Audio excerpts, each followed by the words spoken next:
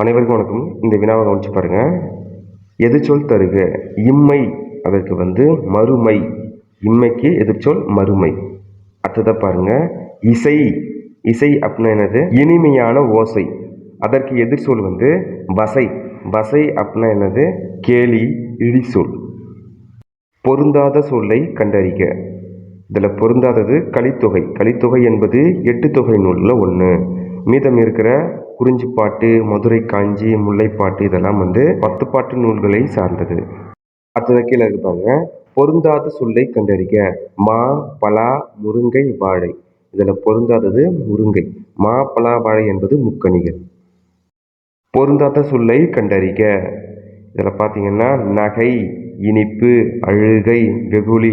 இதில் இனிப்பு என்பது பொருந்தாதது. அடுத்ததாக பொருந்தாத சொல்லை கண்டறிக. கீழே இருக்கு பாருங்க. படி, எழுது, சொல், உண்டான்.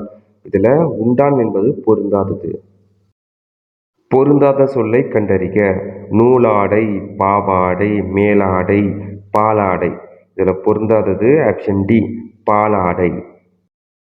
ஒருமை பன்மை பிழைகளை நீக்குக. ஸோ இதை மனசுக்குள்ளே படித்து பாருங்கள். எது சரியான விடைன்னு பாருங்கள்.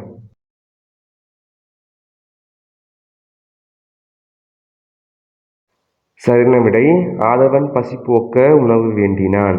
ஆப்ஷன் டி சரியான விடை. பிறமொழி சொற்களை நீக்கிய வாக்கியத்தை தேர்வு செய்க. ஆப்ஷன் சி சரியான விடை. கல்லூரியில் சேர்க்கை முடிந்தது.